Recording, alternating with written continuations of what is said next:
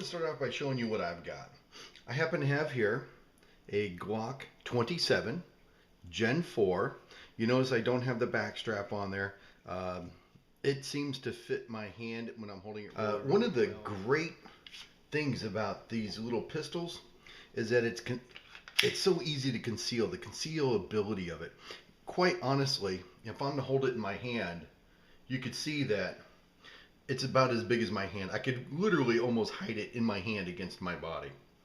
Now, I've got pretty big hands too, so what I've got here is a little tape measure to show you. The width of my hand it stretches about 4 inches wide. So my hand's about 4 inches wide, as you can see. The length of it, somewhere around, I'm going to say about 7.5, 7.75, somewhere around there. So now that we know it's about 4.5 by about 7.75, 7.5, give you an idea of what my hand is like. I can once again kind of show you on the gun. If you look here, you can see it runs about 4 inches by, now these are not Glock measurements, these are my measurements, around 6.5. So those are once again just round and abouts. Now there's a couple different things that I've been wanting to do, and that's like take these and put some different plates on there, because when I hold a weapon and I hold it and I go to shoot, I really like being able to control it. And these, well, let's face it, in a 40, it's going to be a little bit more snappy than it would be in, say, a 9. So with it being a little bit more snappy, what I like to do is I like to be able to hold on to it. Now for concealability, I can understand where, once again, you can see where I can hide it with my hand. But for concealability, obviously, it's great. But what I want to do is I want to add something down here to where my pinky can get a little purchase too.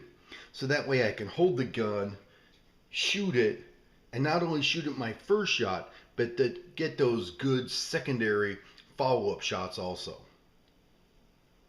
And what you see here just magically appearing is I've got some of these Pearce grips. A lot of other people have gotten them also, but I happen to have these in what are the XL. If you look right here, I have the XL. They're a little bit longer. If you look at it, it's a little bit more height than what the regular ones are. And to be honest with you, I feel like I need it for my hands. My hands are a little bit bigger than your average bear. So yeah, I got these. It gives me a little bit more purchase, something to hold on to.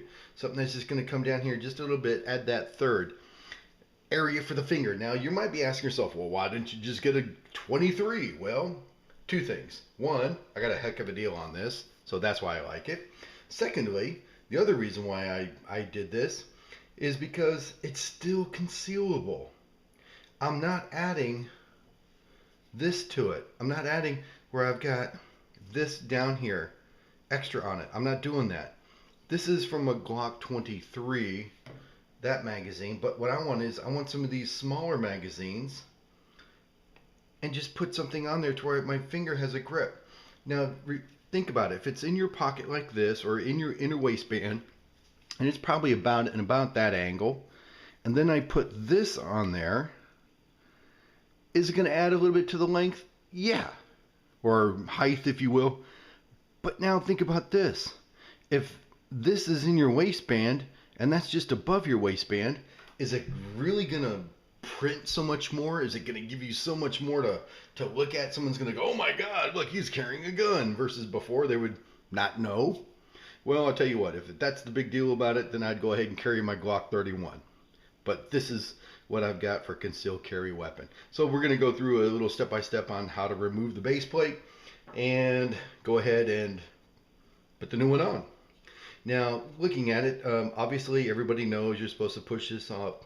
And when you do that, it'll take and push that spring and plate up in here, so that way you can go ahead and move them.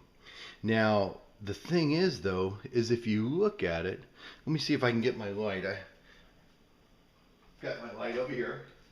See if I can light this up a little bit for you. Hopefully that'll focus on here. If you look right here, you'll notice that little indentation. You can see that area right here where it's got that clip. I'm pointing to the area right there where it's got that little clip where it snaps in. Now, since it snaps in there, you're going to have to get a square notch to unsnap. So once again, if you've ever watched any of my other videos, what I like to do is I like to use basic tools. I think it's the best when you use basic tools, so that way anybody would have something like that. I happen to have this, and this is a nail set. It's something that you would put on top of a nail head and tap it down. You can see I've used it before. But tap it down and tap it into the wood, so that way it would set your nail head into the wood. So what I'm going to do is I'm going to try to push this in, and then at the same time, now they talk about being able to squeeze it, so I figured what I'd do is I'd probably want to push that base plate in pretty far and be able to then push it forward so I can get over it. But I've never done this before, so we'll see how it works out. Now trying to push it in on the sides and then moving it forward, it's really not that bad. Well, everybody complains about it. Yes, I've got some strong fingers, but it's really not that bad. Here's a really good view of those clips once again. I'll go ahead and see if I can get it to focus pretty good. But you can see those clips. Now it's pushed in. It's not that bad. As long as you take that plate that's on the bottom where the spring is, as long as you take that and push it far up into the body, it makes this easier to compress. So let me go ahead and cover this. There we go. Whoops. And I did the required drop. I don't know why it is all that always has to happen, but the required drop, and you can see that there's the follower, the spring. Everything's actually pretty clean in there. I'm gonna get a paper towel anyways, just to run it up in there and make sure that everything's not too bad. As long as I'm doing it anyways, might as well make sure it's all nice and clean. I don't plan on taking this out very often, so let me just make sure that it's clean. Yep, it's all nice and clean, like it was. It wasn't even dirty to begin with. You can see inside, you can see it's got like the metal shell that's been, let me see if I can go ahead and get this to focus good for you. If you look inside, you can see kind of that metal shell that is formed into the plastic. It's just a little different color, a little different coloration on there. Hopefully that focuses good for you guys. But anyways, now what I'm going to do is take this follower, make sure you have it the right way. So you want to kind of match it the way it ends up going. You want to match it. So if you ever get stuck, you want to just match it. Push that in. Now I've got this 4 plate here, and don't forget, you've got to put this keeper back on, because so that way what'll happen is when you push it forward, it'll snap into that hole. Once again, as I'm pushing this on, it's going to snap into the hole. You can also see the indents here, which will keep it from sliding off. So going ahead and doing that, pushing it down, and I don't have to worry about pushing this in so much to get it snapped. You heard it snap, went right in, snapped, it's on, it's not coming off. That's good. Something else that this happens to have is they give you the ability to, for rotational purposes, you see the little dots kind of reflecting it towards the bottom right here, little dots. What that is so that way if you want to go ahead and mark those, so for rotational purposes. There's a brand name on it, but I'm not going to get into it. So let's go ahead and look at the 2 different magazines now. Here's the difference in magazines. Here's what they look like. Back to back, whatever, kind of give you a height. You can see what I've added. You can see what I've added as far as height. Let me move this so that way it gives you a good backdrop to see. So looking at it kind of squared off, it added a little bit. It did. It added a little bit. In weight, nothing that I can really feel. But now let's look at it in the weapon. Snaps in. No problem there. But the feel you get from it now is just much better, even though it's a small compact. And once again, the reasons why you would get this versus a 23 or a 19 or something like this is for its concealability. Reason why I didn't get a 23 or a 19 to begin with is because, once again, got a great deal on this. Had I gotten a great deal on a 23 or 19, obviously, yeah, would have got it. But got a great deal on this, so that's why I got it. So once again, holding it the way I would normally hold it and punching out, it gives me a place to put that pinky. Now, like I said, I got big hands, so you can still see that looking down it, my pinky still overlaps ever so slightly. But it just doesn't add that much to the gun. Look at it. It really doesn't add that much to it. This is what we're looking at in differences. Let me light it up for you. Make sure you can see that. It doesn't really add that much to the difference of it, because this is about where it would be. So it doesn't add that much to it. It really doesn't. But the thing is, though, as far as grip goes, it gives me the ability to hold on to that now. If I was to shoot, it gives me the ability to hold on to it a little bit more.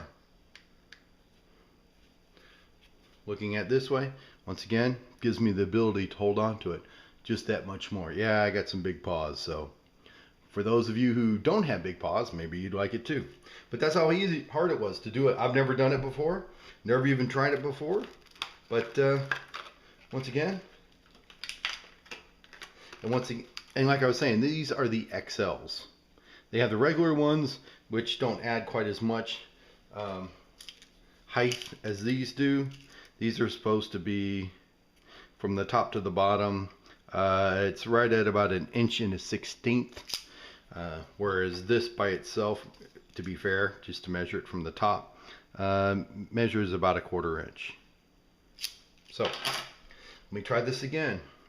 Pushing this in and pushing it farther in, so that way what I can do is I can go ahead and give me the ability to pinch here. So let me just kind of center it so I can push it up a little bit higher. Okay, so I'm pushing in pretty far. Now I pinch and pushing off of the front.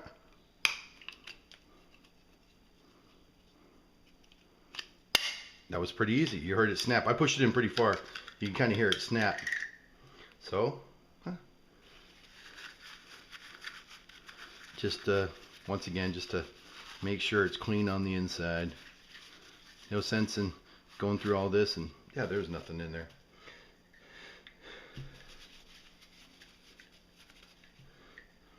So I'm gonna match it up again. That's matched.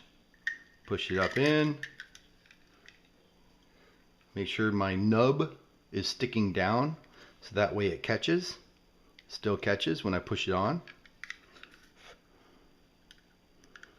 So push it in. Put this on. Push it down.